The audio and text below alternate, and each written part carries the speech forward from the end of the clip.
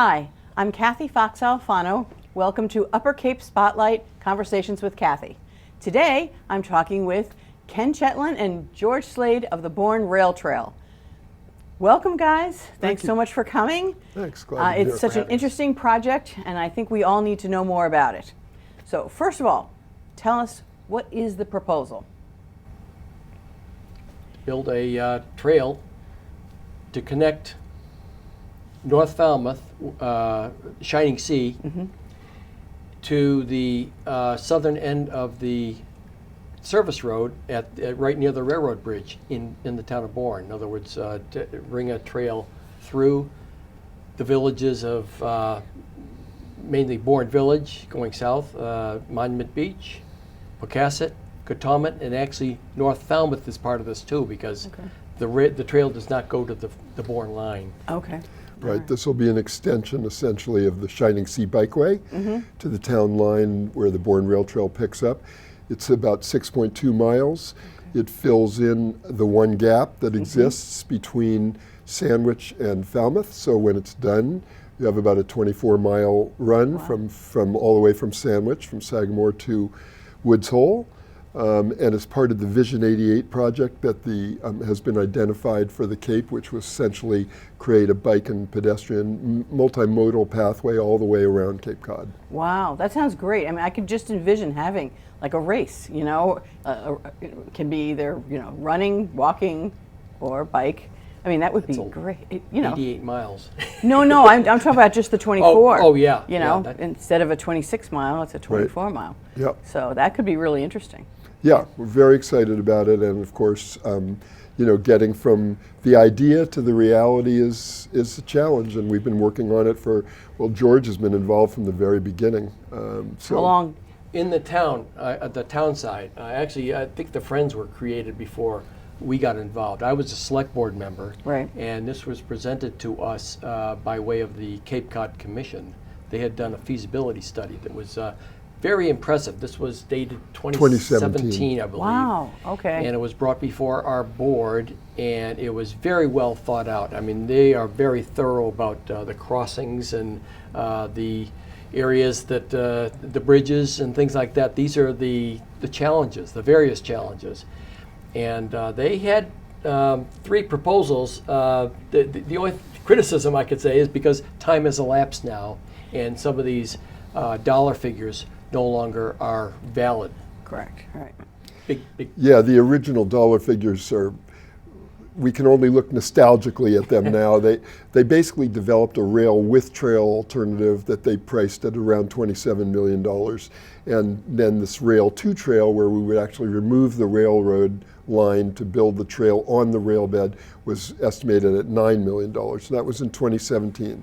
As we sit here today, based on design costs to date, the estimate for rail with trail, in other words, if we leave the track, is at least $80 million. Wow. And the estimate for rail to trail is $20 million, which is why we're sitting here today, because the $20 million is a reality. We have the funds in hand if we build it within a certain period of time and if we pull up the track to do it. Okay. So how is it going to be decided that we're going to go forward? Who decides? In the end, the decision is really at the State House. Okay. And also to some extent in the federal government. In other words, the track is subject to all sorts of federal laws and requirements. And one of the theoretical users of the track is the military, so that puts it in the federal realm. But really the decision is made at the State House. The governor and the lieutenant governor, they're the ones who would direct the removal of the track to build the trail. At the present time, we are designing, the town has been designing a rail with trail, and that was really what occupied the first 5 years or so of all this planning.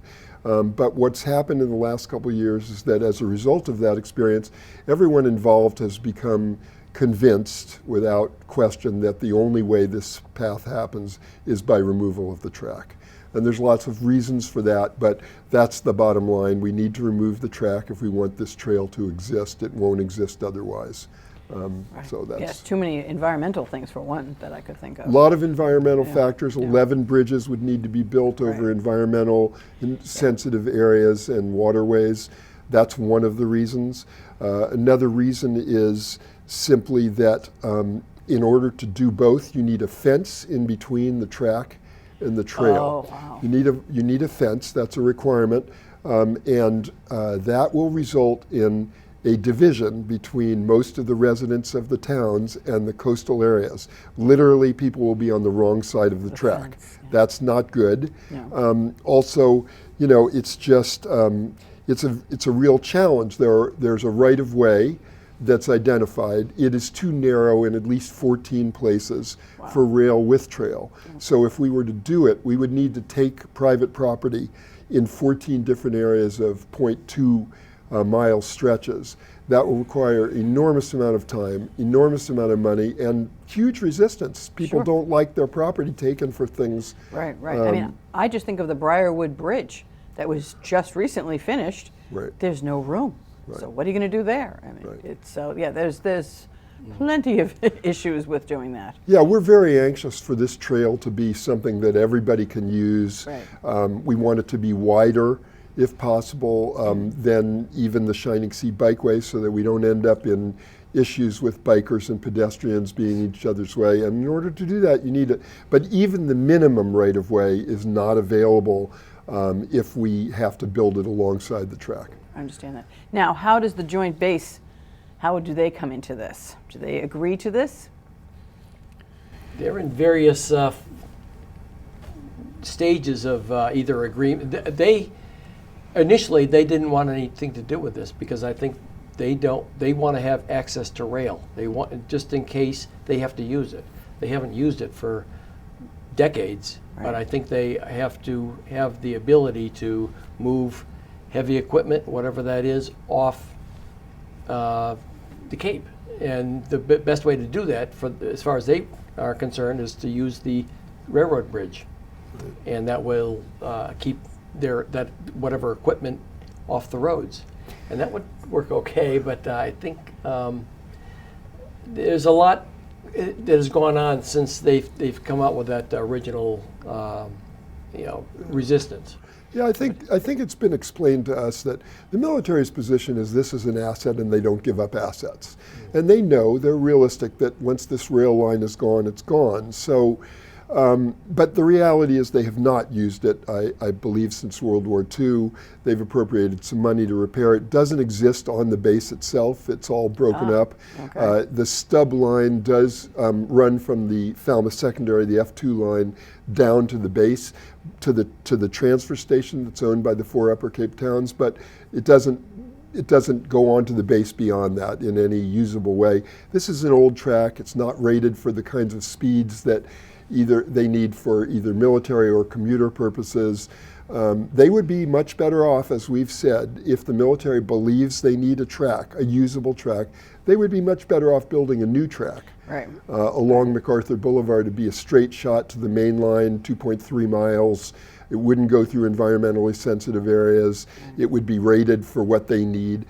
The other thing is, and Congressman Keating's made this point, this base is usually mostly cybersecurity and other functions that don't involve the movement of large pieces of equipment or great numbers of personnel. So their need for the track is obviously not that great, as evidenced by the fact that they haven't used it in so many decades. Right. And I also would question, if you had really heavy equipment going over the old railroad bridge, I'm not sure that would work either, because that bridge is as old as the Bourne and Sycamore, and that it's what, 80 years old or something like that. It's more than that. It's almost 90 years old. You're exactly right. Right, and I'm not sure that would carry No, that. and the Corps of Engineers has made it really clear, particularly in the context of commuter rail, that they're not going to be able to raise and lower that bridge any more than they do now. So if you really wanted to increase the capacity of that bridge, you'd be talking about replacing that bridge too. And here we go, more money, more billions. Right. So I don't see that happening. And that's why I don't think the military, I think if the military had a real crisis where they really needed to move large-scale equipment or personnel, they would shut down the roadways and take over the bridges to do it, and we would all be fine with that, because it would be a crisis that we'd want to cooperate in. But you're right, I'm not sure how much huge equipment is out there anyway. So the base's viability is not really threatened by the removal of this track. Right. As I said, it's an asset they'd like to keep. But if it's an asset that they really feel they need, they have other alternatives. right. So who is opposing this rail trail? Well, there have been moments where the military has opposed it officially. They've said we'd like the track to remain. The real opponents for this project are relatively few. Everybody likes the project. Everybody would like to see it happen. And the real issue is whether we pull the track up. And because we've all come to the conclusion that the track needs to come up, the real opponents are Mass Coastal Railroad. They're the ones who lease the track from the Commonwealth. They run essentially two things on that track. They run, their customer is Cavosa Disposal. Cavosa runs commercial trash and construction debris material up that track on a train which they run, I believe, to Ohio, so that they essentially don't have to pay CMAS, so that it's cheaper, believe it or not, for them to run it to another state. Wow. They're really the opponents.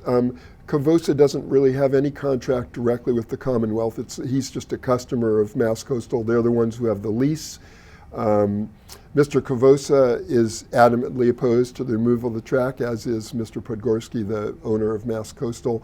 Mr. Cavosa's contract with the transfer station, because he leases the transfer station to bring his material to load it on the train, that contract has a provision in it that says that he understands that the rail may not always be available to him, and if it's not, his options are to renegotiate his lease or terminate it. So he's already agreed contractually that the rail could go away.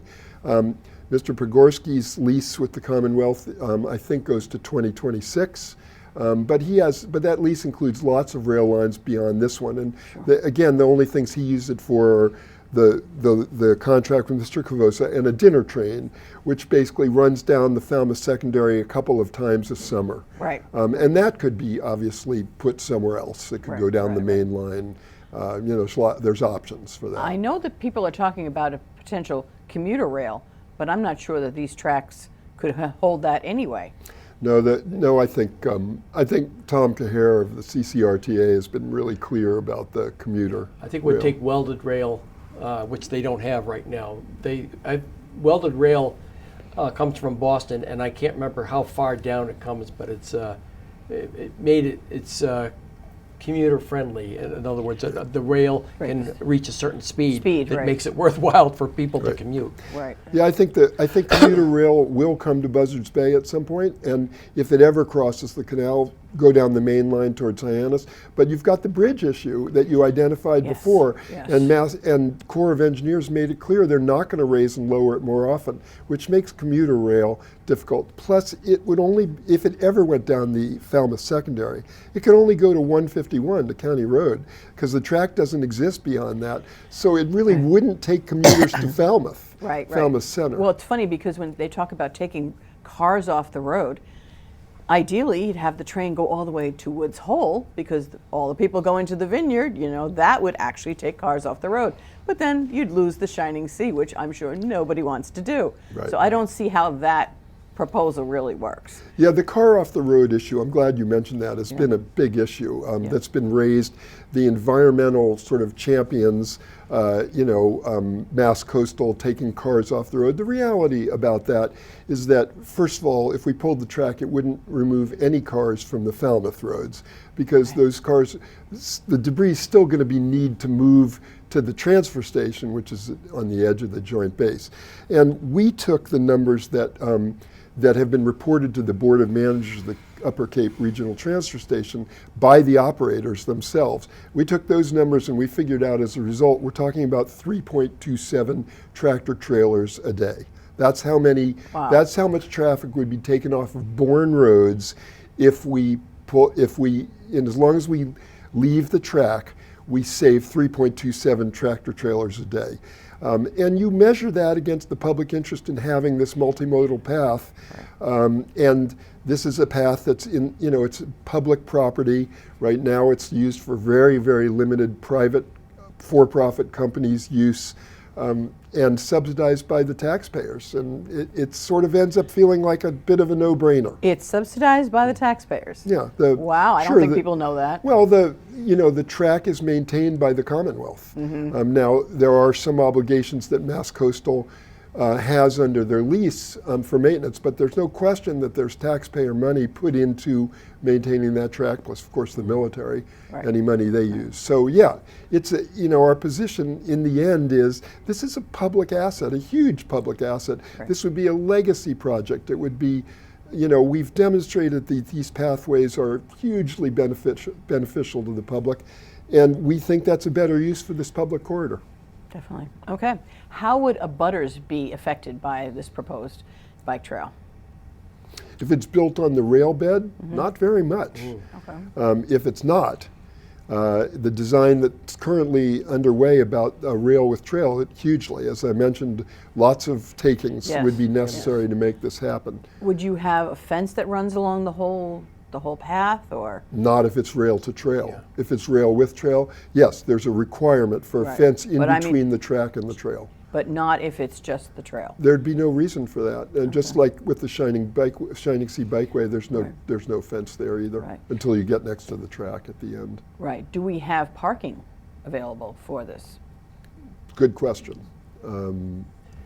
That's being put into place. There are obvious parking areas along the way, but there are no real large lots in existence right now. There is one, I think there's about 60 spaces up near the railroad bridge, but those you would be competing with people Both fishing, ways. walking on the service road, the present service road. But on the other hand, you have to look at the presence of the service road is a little bit of a bonus, because that's 5 or 6 miles that's already paved and being used. We're connecting to a service road that already exists, and that is a preview of coming attractions if this does move forward successfully. Sure. But anyway, that area, there are the Rail Trail Committee is identifying different areas through the help of our town engineering and staff like that. That's yeah, I think once once the green light for pulling up the track and the real design of rail trail goes forward, parking's going to be a big consideration. But one of the advantages is because we won't have a fence, people can jump on that trail wherever they want. And in fact, what will happen is a lot of people will bike to or walk to the trail to get on it. They won't need to park. But it is important that we consider where people are going to park, just like it's been for the Shining Sea Bikeway, and that's going to be part of the plan. Sure. And also safety. I know I live in Grey Gables. You're going to be crossing the Grey Gables, the main turn into there, so there has to be some sort of safety issue so we don't, want to have a tragedy. Right. So I know that is very important to us that is included. And that that's a key part of the design, but it's a different design if you're pulling up the track than if you're not. Different considerations, and so as soon as we have the green light and we start in earnest designing rail to trail, those will be taken into consideration. And Ken was touching upon this. There's something called Complete Streets, which is not up and running yet, but it's is brought to us by the Cape Cod Commission, actually, and that will allow people, especially people who live in the town of Bourne or nearby, to be able to access the tracks, the rail trail, much more easily through their neighborhoods. In other words, they trying to get from my house. I live about a mile and a half from the proposed trail, and it would be a lot easier for me to be able to come from a neighborhood that far away, perpendicular, and meet up with the track when Complete Streets, if that moves forward. And it's very, they're going community by community to make sure that this happens. Okay. All right. How else would the town benefit from this? I mean, economically, would we have people coming from all over to now, ride Yeah. the trail. Yeah, I think the Shining Sea Bikeway is a great example of Right. the effect this is going to have. I think they said 400,000 trips or something. I may be exaggerating, but it was over 100,000 trips a year on the Shining Sea Bikeway. It will have huge economic benefit for businesses along the trail. All these pathways have demonstrated that they increase real estate values for abutters of the trail. Originally some of these trails were resisted by landowners, abutting landowners, and that resistance is pretty much gone because it's been so well documented that it increases real estate values. It'll be good for recreation, it'll be good for health. It has all sorts of benefits to the residents of the town, and this is going to go through some of the most beautiful coastline of Cape Cod, and we will have people who come down to walk or bike on this trail, especially with the extension with the Shining Sea Bike Trail. It will definitely increase visitation, and with that, of course, comes economic benefit. Right. What are you going to call it? That's a good question also. It could be called the Shining Sea Bikeway because it is essentially an extension, right. or it could be called the Bourne Rail Trail. Obviously right now we all call it the Bourne Right, Rail Trail right. or the extension, and that'll have to be thought about. That's right. That's a good problem to have. I look Yes, forward it to is. that problem. Yes, it is. I really do. How does Falmouth feel about this? We have had tremendous allies in Falmouth who have helped hugely. The walking community is very much in favor of this. Everybody in Falmouth wants it to happen, and the only issue is whether we pull that track or not. So there are some people in Falmouth who are not convinced about pulling the track because of the connection to the transfer station and the potential military use. But it's always a funny conversation because, of course, Falmouth made the decision to pull the track to Yes. build the Shining Sea Bikeway. So this is really a question of whether we pull the track that exists, the little piece that still exists in Falmouth, and the major piece that still exists in Bourne. I have a very good relationship with people in the town of Falmouth, and I've found them tremendously supportive. They'd really like to see the bikeway extended, and we'd like to accommodate them. Are environmental groups on board as well? Yes. I think we have letters of support from many groups, and I think that we have one from the APCC, for instance, and we have support group letters from the Chamber of Commerce. I think people understand that in sensitive wetland areas, you'd rather have a multimodal track than a train going through that's carrying trash. Right. It's safer for wildlife as well. Right. Mm-hmm. And they recognize that if we have to build 11 new bridges to leave that track, that's going to have a tremendous environmental effect that nobody really wants to see happen. Right. Wow.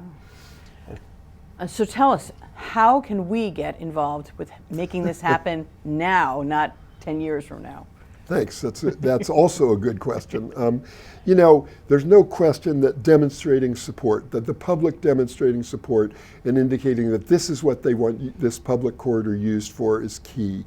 What that really means is to let the decision makers know. That would be Governor Healy and Lieutenant Governor Driscoll, Congressman Keating, Senator Moran. Those are the people who are really going to have great influence on this decision, and so emailing them would be tremendously helpful. The other thing is, of course, to let your local legislators know, to make sure that Representatives Yaros and Vieira and Fernandez know that this is what people want done with this public corridor. Right. I think that's huge. Does the town have a say in it at all? The town has had a say in it. Thanks to George and others, the town has had a big say. When we organized back in 2018, this was largely because of the Friends and the document from the Cape Cod Commission about the feasibility study, and that kind of allowed us to move forward on this. But it was organized as a town administrator's pedestrian bikeway committee, and we wanted to make sure that it was not just bikes, but it's also pedestrians. Sure. And that's a real key here. But it's the committee membership is actually it goes through the town administrator. She's the one that appoints. It's not the select board. And that's why, as a select board member, MJ Mastrangelo, she's on them. I was as a select board member, and I could report to the town administrator without creating an issue with reporting to two different bodies. You know. Right. Right. So anyway, that's the reason. So I'm serving on this committee, but I'm serving as an at-large member because I'm no longer a select board member.